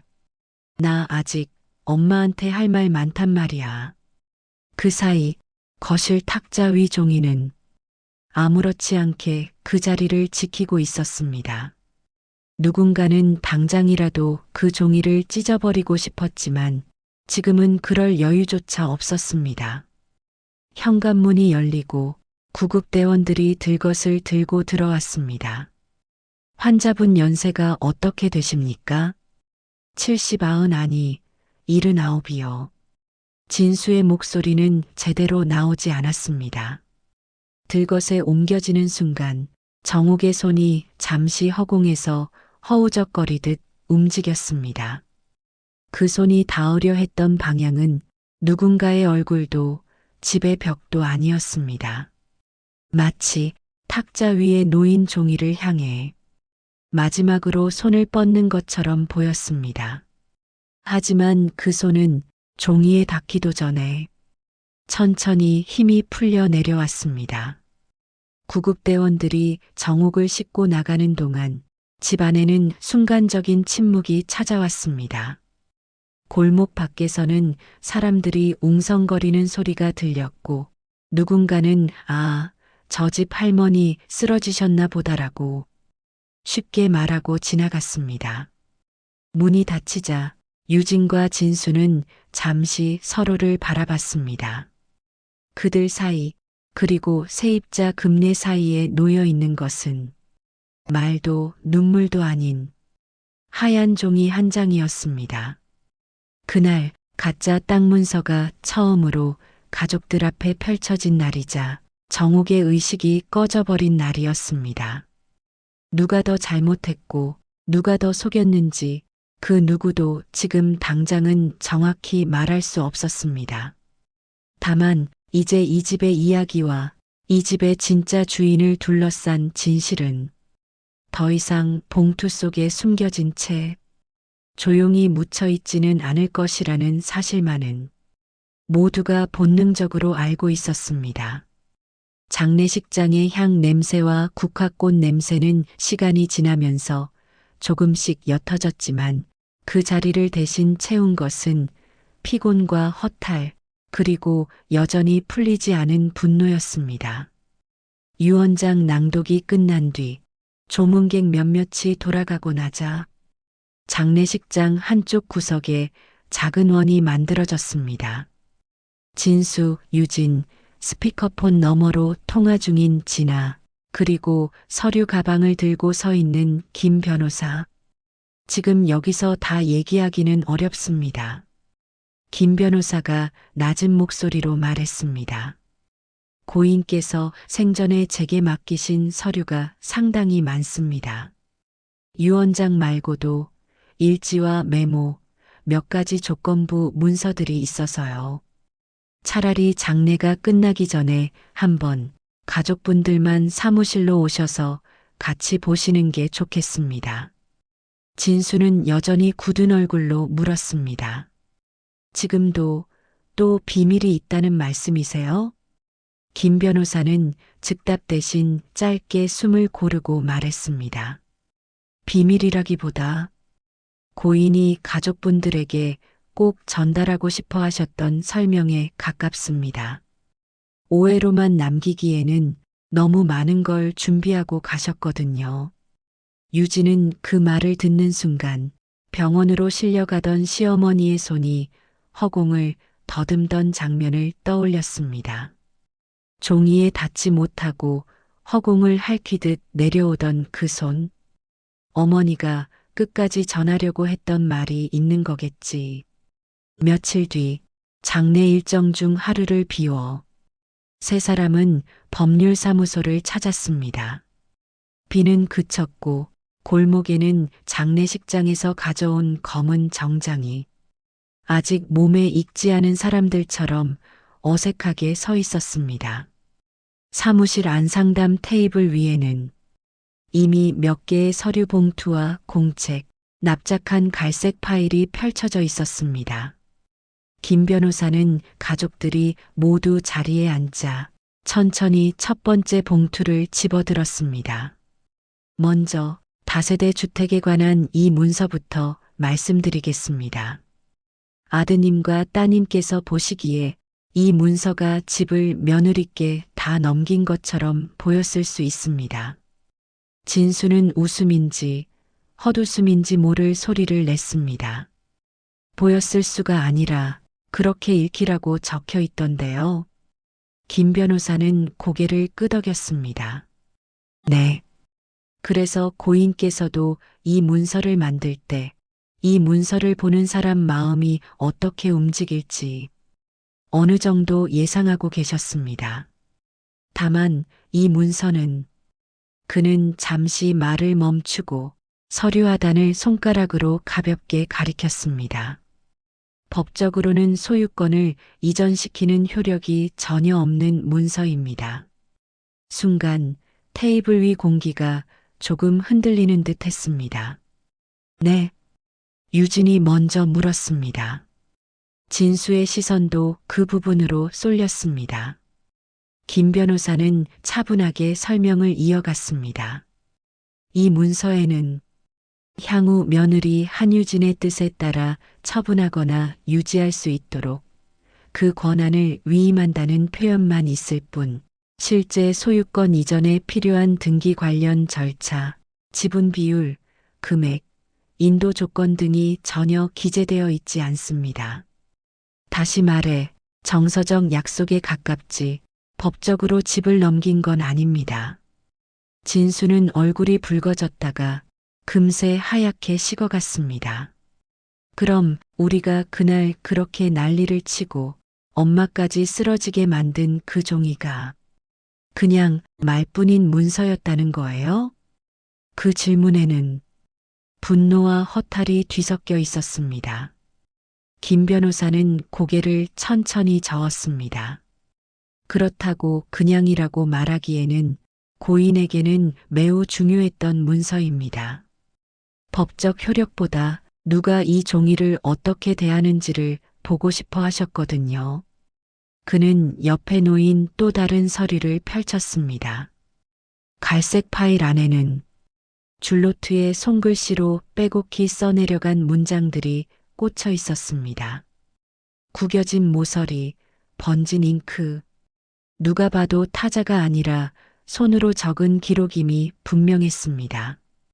이건 어머님이 지난 몇 년간 직접 쓰신 기록들입니다. 자녀분들이 언제 찾아왔는지, 어떤 말을 했는지, 누가 병원에 같이 갔는지, 세입자분들과는 어떤 일이 있었는지, 그때그때 적어두셨습니다. 김 변호사는 한 페이지를 조심스럽게 넘겼습니다. 2024년 11월 3일. 진수, 카페 일 힘들다고 와서 하소연. 집을 팔면 숨통이 트일 거라고 여러 번 말함. 그래도 내 눈을 피하는 걸 보니 나도 마음이 아팠다. 진수의 어깨가 굳어졌습니다. 또 다른 페이지를 넘겼습니다. 2024년 12월 10일. 진아, 전화로 집 정리 얘기. 자기도 노후가 걱정된다고 집을 어떻게 나눌지 미리 정해야 한다고 함. 나도 엄마 집 월세 덕에 살았다는 말은 고마웠지만 며느리 이름은 한 번도 안 나왔다. 진아의 목소리가 스피커폰 너머로 약하게 들려왔습니다. 그래도 나 나름대로 엄마 생각했어. 김 변호사는 또 한 장을 넘겼습니다. 2025년 2월 18일. 유진, 병원 동행. 진료 끝나고 약값 대신 계산. 집에 와서 세입자들 사는 얘기. 우리 집 냄새 좋아한다고 웃음. 자기 힘든 얘기는 끝까지 안 함. 힘들다는 말을 대신 웃는 얼굴로 차를 따라줬다. 유진의 눈가에 눈물이 차올랐습니다. 자신이 한 행동이 이렇게 글자로 남아있다는 사실이 부끄럽기도 고맙기도 했습니다. 김 변호사는 공책을 덮으며 말했습니다. 어머님께는 이 집이 그냥 부동산이 아니었습니다. 세입자, 자녀, 며느리, 손주들. 여기서 자고 먹고 울고 웃던 사람들이 전부 이 집 지분이라고 생각하셨던 것 같아요. 그래서 실제 등기부상 지분을 어떻게 나눌지보다 사람들의 태도와 마음을 먼저 기록하셨습니다. 진수는 양손으로 얼굴을 감싸쥐었습니다. 그럼 그 가짜 문서는 우리를 시험하려고 일부러 며느리한테만 쥐어준 거였다는 거네요. 김 변호사는 고개를 천천히 끄덕였습니다. 네. 문서 자체는 가짜지만 그 문서를 마주한 사람들의 반응은 어머님께 아주 진짜였습니다. 김 변호사는 서류철 맨 아래에 꽂혀 있던 공식 문서들을 앞으로 끌어냈습니다. 이제 진짜 등기부와 유언장 구조를 말씀드리겠습니다. 테이블 위에는 등기부 등본, 공증 유언장 사본, 그리고 신탁계약서 사본이 차례로 놓였습니다. 먼저 다세대 주택의 소유 구조부터 말씀드리죠. 고인께서는 1년 전쯤 건물의 일부 지분을 이미 신탁 형태로 넘겨두셨습니다. 진수와 유진, 그리고 스피커폰 너머의 진아가 동시에 물었습니다. 신탁이요? 김 변호사는 문장을 풀어 설명했습니다. 쉽게 말해 등기상 소유는 그대로 어머님으로 남겨두되 실제로 그 지분에서 나오는 월세 수입과 처분 권한의 일부를 특정 조건이 충족될 때 특정인에게 귀속시키는 구조입니다. 그는 한 문서를 가리켰습니다.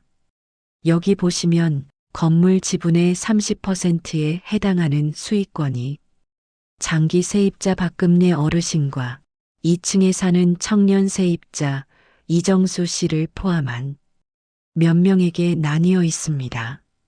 조건은 고인이 사망한 이후 일정 기간 이 건물에서 계속 거주하고 싶은 의사가 있을 경우 일정 금액 이하의 월세로 거주를 보장받는다는 내용입니다. 진수의 얼굴이 굳었습니다. 그러니까 엄마가 세입자들 월세를 사실상 깎아준다는 말이잖아요. 그걸 공식 문서로 만들어 놨다고요? 네. 김 변호사는 담담히 답했습니다. 어머님 말씀으로는 이 동네에서 이 집이 없으면 길바닥으로 나앉을 사람들이라고 하셨습니다. 본인이 젊었을 때 월세를 못 내서 쫓겨났던 기억이 있어서 그런 일을 자기 집에서만큼은 만들고 싶지 않다고 하셨습니다. 스피커폰 너머로 진아의 씁쓸한 웃음이 새어나왔습니다. 결국 엄마 눈에는 우리가 부동산으로만 집을 본 반면에 세입자들은 사람으로 보였다는 거네요. 김 변호사는 바로 동의하지도 부정하지도 않고 말을 이어갔습니다. 그리고 나머지 지분 70%에 대해 오늘 장례식장에서 낭독된 유언장이 적용됩니다. 그는 유언장 사본을 펼치며 특정 부분을 짚었습니다. 여기 보시면 아드님과 따님, 며느리분께 각각 지분이 돌아가되 어느 한 사람이 단독으로 건물을 매각하거나 세입자를 일방적으로 내쫓을 수 없다는 조항이 있습니다. 대신 세입자와 이웃, 노년층을 일정 기간 보호할 의무를 다하는 사람에게 관리권과 추가 지분 조정 권한이 우선적으로 돌아간다는 조건이 붙어 있습니다. 유진은 그 문장을 천천히 되뇌었습니다. 세입자와 노년층을 일정 기간 보호할 의무. 김 변호사는 설명을 덧붙였습니다. 어머님께서는 아주 구체적으로 적어두셨어요. 예를 들면 5년 동안은 월세를 급격히 올리지 않는다. 연세 많으신 세입자가 이사를 원치 않을 경우 이사 대책이 마련될 때까지 강제 퇴거를 하지 않는다. 이런 조건들입니다. 진수는 한숨을 길게 내쉬었습니다. 그럼 우리한테 돌아오는 몫이라는 건 돈으로만 보면 예전보다 훨씬 줄어드는 거네요. 김 변호사는 고개를 끄덕였습니다. 순수한 현금 가치만 놓고 보면 예, 그럴 수 있습니다. 하지만 어머님은 이 집이 사람을 밀어내는 집이 되는 대신 마지막까지 사람을 붙잡아주는 집이 되길 바란다고 하셨습니다.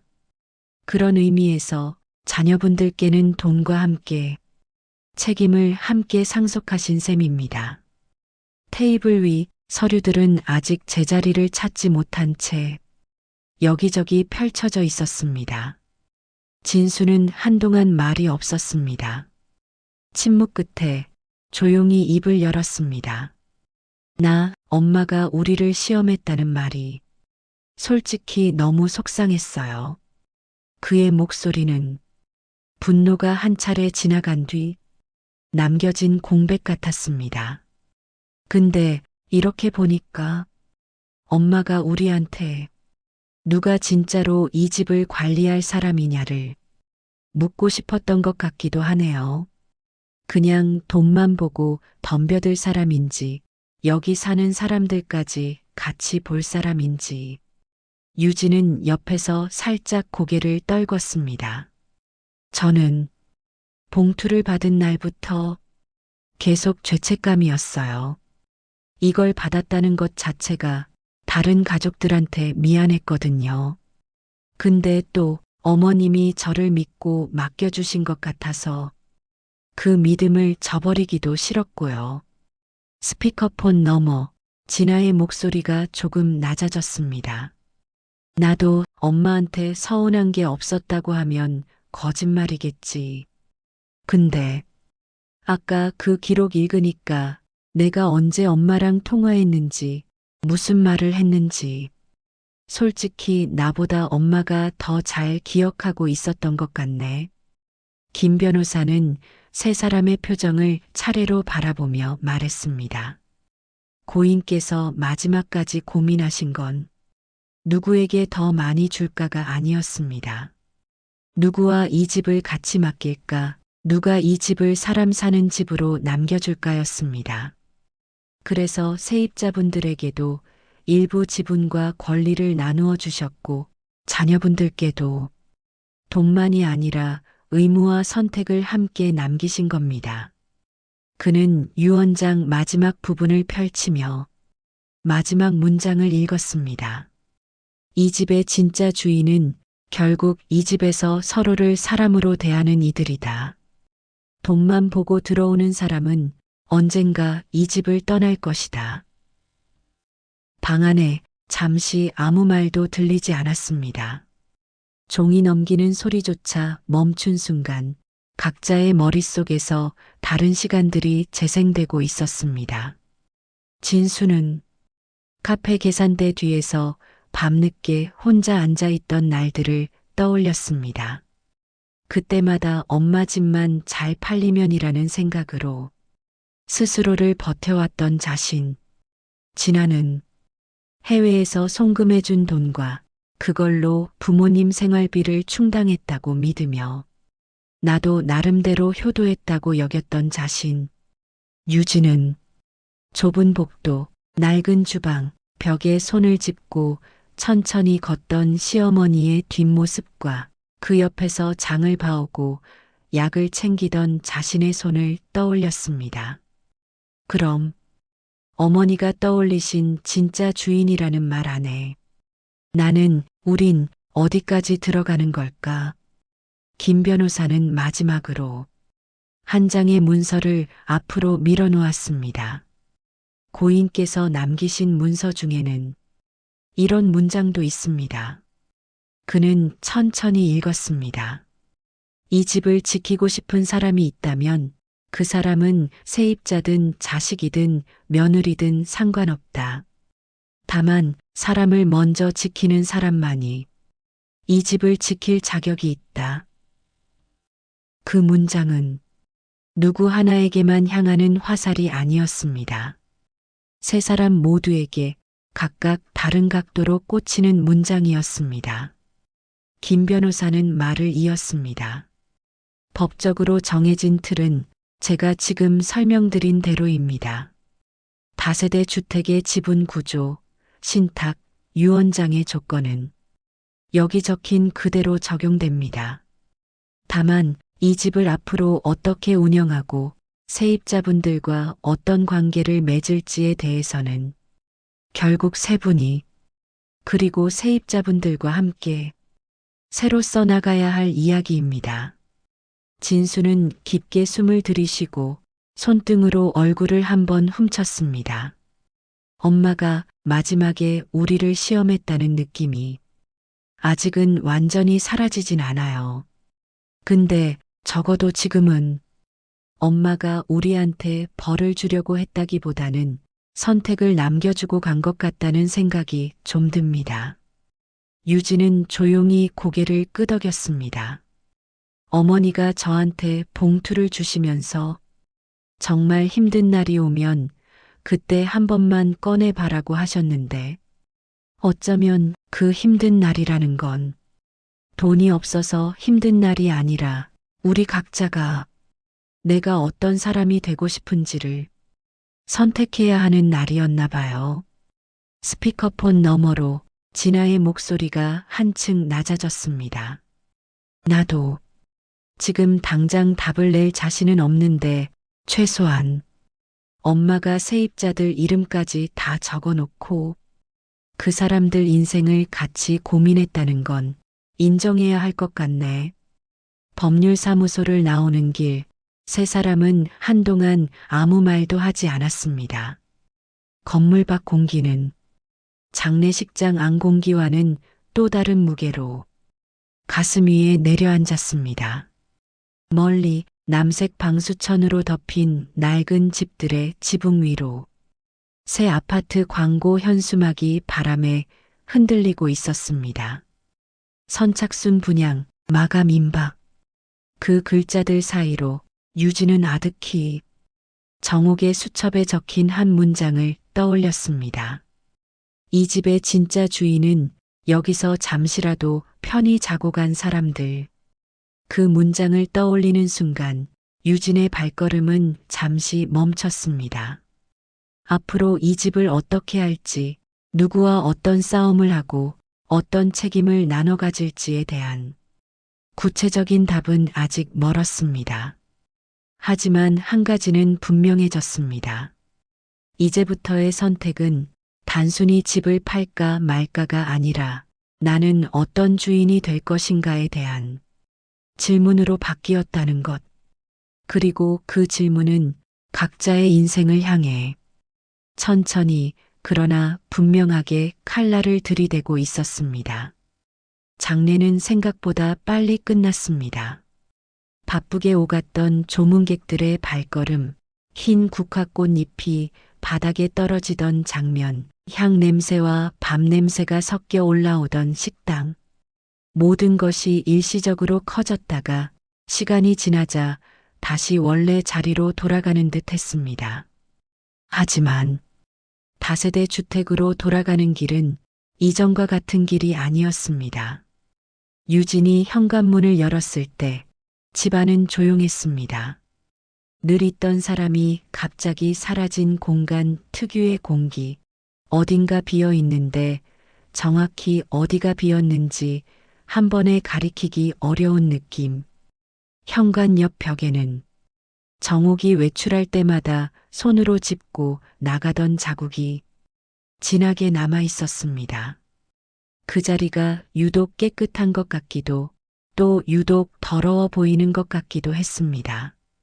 거실 한가운데에는 정옥이 늘 앉던 자리에 작은 방석이 하나 놓여 있었고 그 옆 탁자 위에는 읽다 만 종이신문과 돋보기 안경이 그대로 놓여 있었습니다.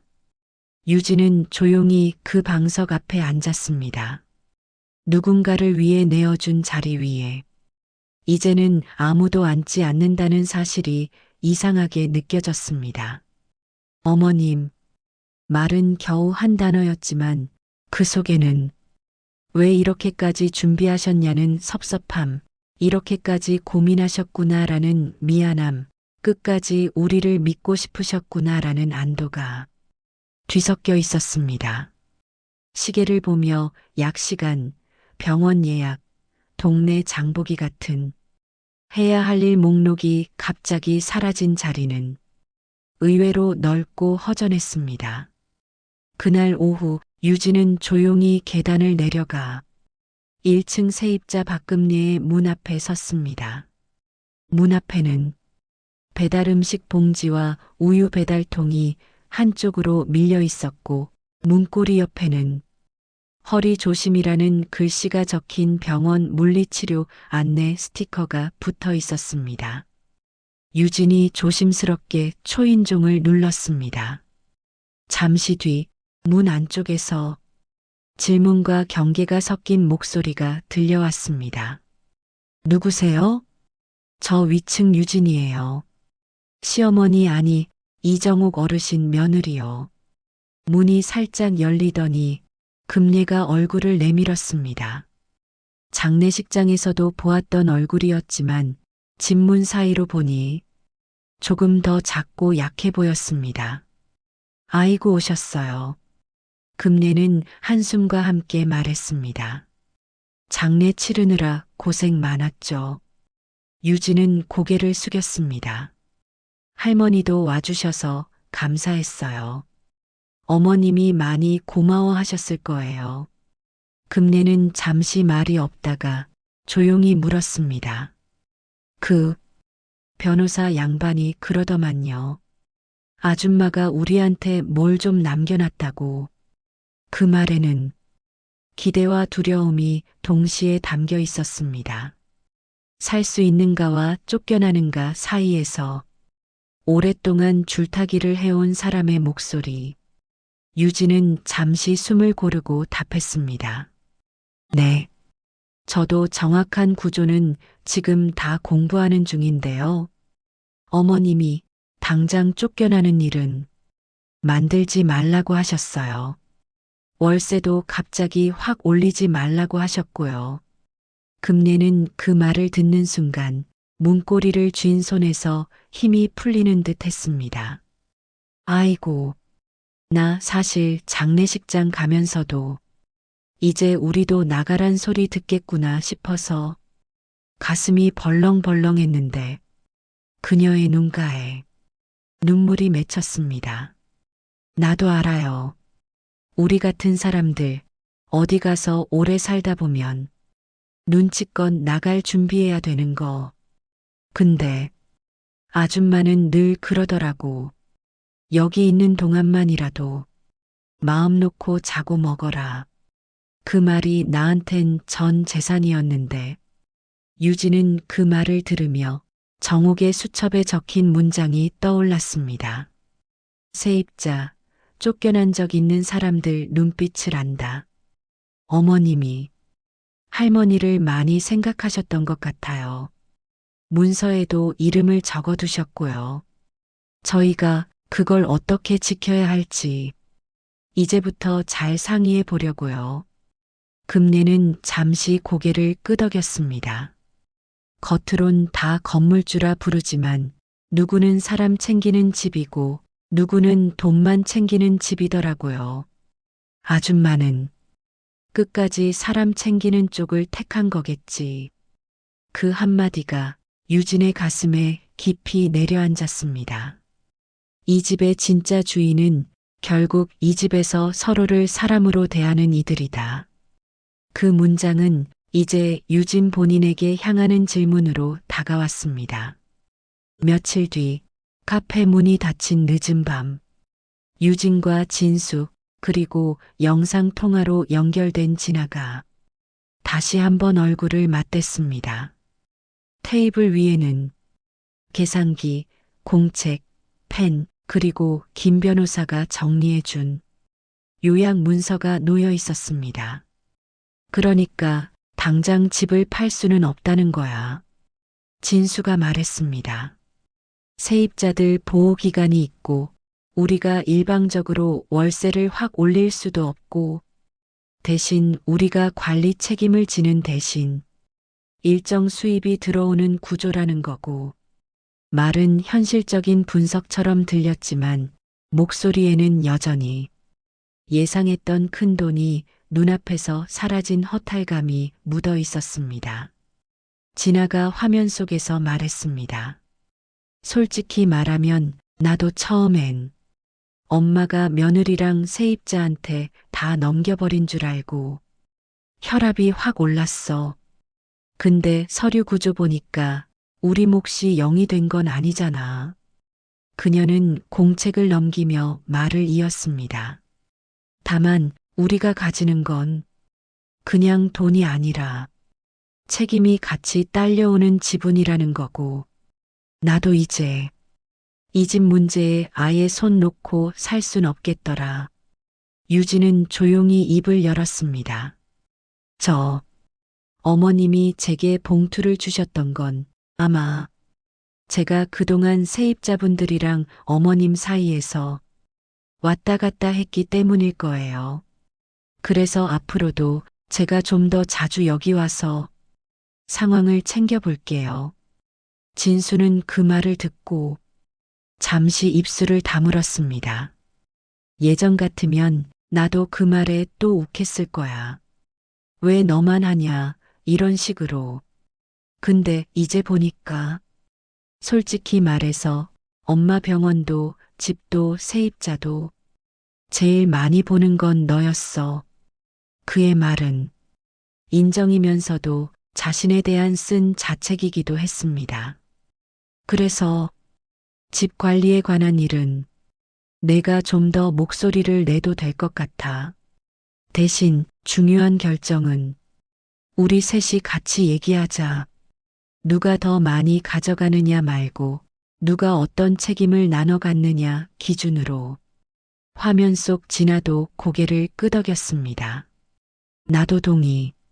솔직히 나는 멀리 있어서 매일 들여다보진 못하니까 실제로 움직이는 사람 의견을 더 존중해야지. 잠시 침묵이 흘렀습니다.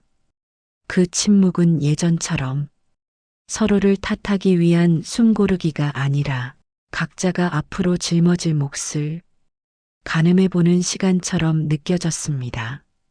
몇 주 뒤 다세대 주택의 현관문에는 새로운 종이가 한 장 붙었습니다. 월세 인상 안내가 아닌 거주 의사 확인 안내. 유진이 세입자들을 한 명씩 찾아가 설명했습니다. 어머님 유언 때문에 당장 집이 팔리거나 큰 변화가 생기지는 않을 거예요.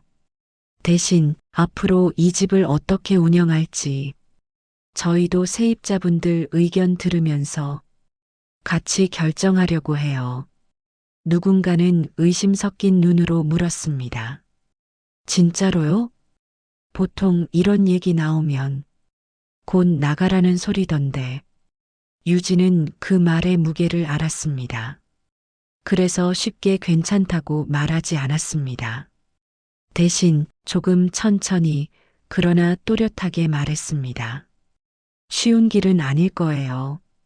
저희도 돈이 여유롭진 않으니까요. 그래도 최소한 어디로 가야 할지 몰라서 한밤중에 짐 싸는 일은 만들지 않도록 노력해 보려고요. 어머님이 그렇게 해달라고 적어놓고 가셨어요. 그 말에 세입자들 표정이 조금씩 풀어졌습니다. 완전히 안심하는 건 아니었지만 적어도 당장 내일 쫓겨나지는 않겠다는 짧은 호흡만큼의 안도는 느껴졌습니다. 집 내부도 조금씩 표정을 바꾸기 시작했습니다. 낡은 계단 손잡이는 기름칠을 다시 해서 삐걱거리는 소리를 줄였고 공용 복도에 쌓여 있던 오래된 짐들은 정리해 한쪽에 모으거나 버렸습니다. 큰 공사를 한 것은 아니었지만 이 집을 비워서 팔 준비를 하는 정리가 아니라 이 집에서 계속 살기 위한 정리라는 점에서 방향이 완전히 달랐습니다. 어느 날 진수는 카페를 잠시 닫고 혼자 다세대 주택 앞에 서 있었습니다. 새 아파트 모델하우스 현수막은 여전히 화려한 색깔을 자랑했지만 진수의 시선은 낡은 집 외벽에 벗겨진 페인트와 계단 끝에 놓인 화분으로 향했습니다. 엄마가 이걸 다 계산하고 있었구나. 그는 혼잣말처럼 중얼거렸습니다. 우린 숫자만 셌는데 엄마는 사람을 셌네. 그 말 속에는 질투, 서운함, 존경, 후회가 복잡하게 얽혀 있었습니다. 유진이 뒤에서 다가와 말했습니다. 여보, 응. 어머님이 우리더러 좋은 사람 하라는 말은 끝까지 안 하셨더라. 그러게.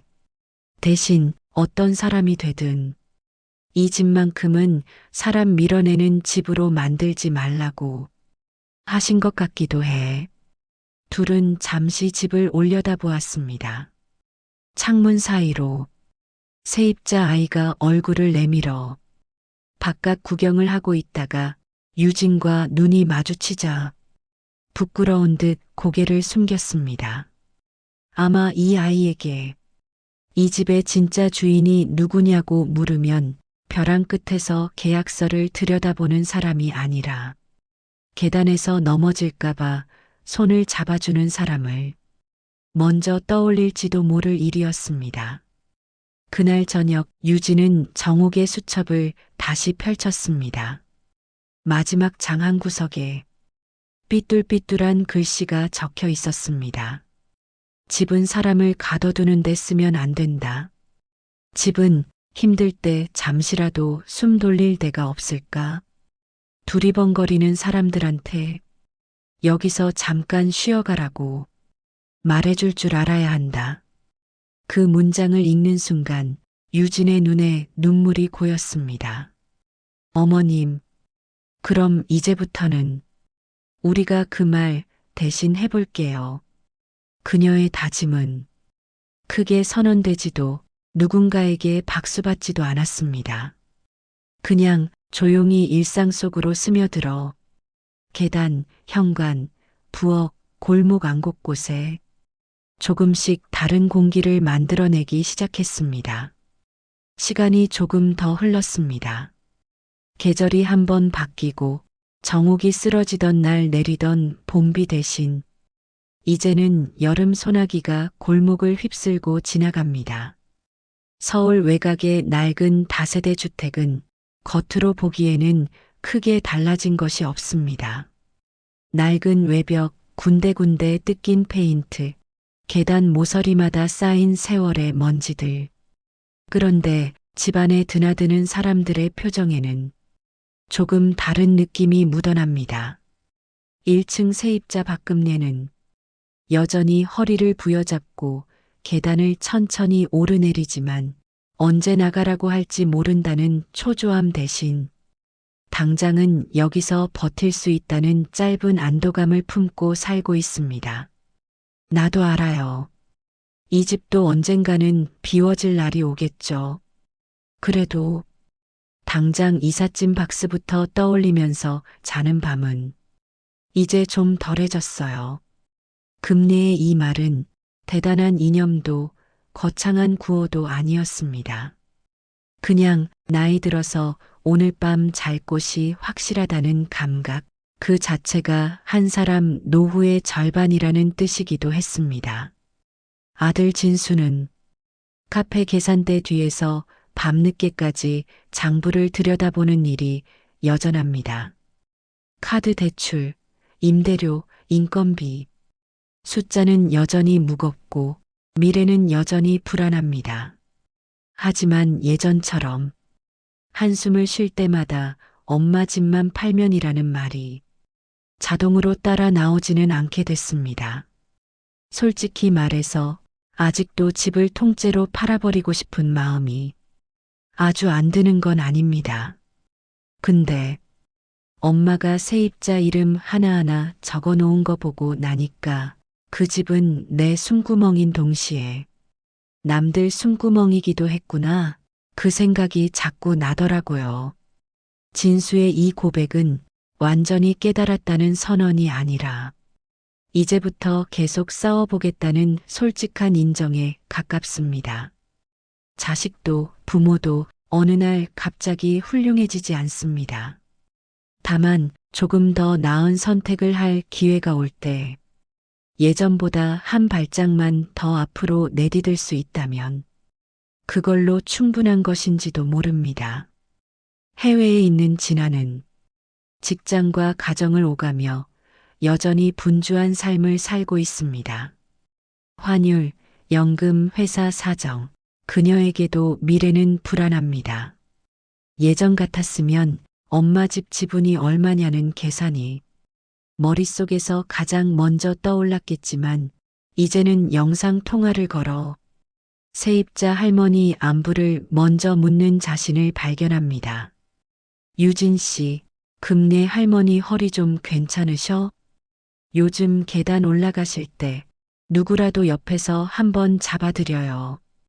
딸로서의 불안과 사람으로서의 부끄러움이 조금씩 뒤섞여 만들어진 변화입니다.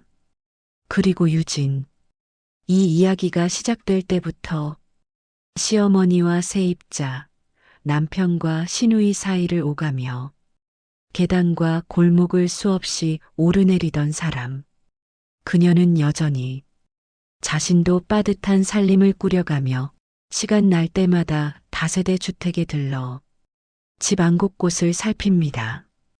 현관 앞에 떨어진 전단지를 치우고 공용 복도 전구를 갈고 가끔은 세입자와 함께 계단에 앉아 라면을 나눠 먹기도 합니다. 사람들은 말합니다. 결국 집은 남겨진 사람들이 어떻게 쓰느냐에 따라 의미가 달라지는 거라고. 유진에게도 이 집은 여전히 돈입니다. 대출 상환, 자녀 교육비, 노후 준비를 생각하면 한 번도 숫자를 빼놓고 살 수는 없습니다. 하지만 동시에 이 집은 이제 한때 시어머니가 숨쉬던 공간이자 누군가가 겨우 몸을 뉘을 수 있는 마지막 방이기도 합니다. 그 두 가지 의미 사이에서 균형을 잡는 일이 이제는 유진의 몫으로 남았습니다. 어느 날 밤 유진은 서랍에서 정옥의 줄노트를 다시 꺼내봅니다. 맨 마지막 장, 삐뚤삐뚤한 글씨로 적힌 문장이 눈에 들어옵니다. 집은 가진 사람이 편해지려고만 쓰면 남는 게 벽밖에 없다. 집은 힘들어서 두리번거리는 사람한테 여기서 잠깐 쉬어가라고 말할 줄 알아야 한다. 유진은 그 문장을 몇 번이고 소리내어 읽어봅니다. 집은 힘들어서 두리번거리는 사람한테 잠깐이라도 숨 돌릴 때가 되어야 한다. 이 문장은 지금 이 이야기를 듣고 있는 누군가에게도 조용히 말을 걸고 있을지 모릅니다. 나는 내 집을, 내 부모의 집을, 내 노후를 어떤 방식으로 바라보고 있었나? 나는 지금 누군가의 숨구멍을 막고 있는 쪽인가? 아니면 잠깐이라도 숨 돌릴 자리를 내어주는 쪽인가? 나이 들어갈수록 나는 어떤 주인이 되고 싶은가? 이 질문에는 정답이 없습니다.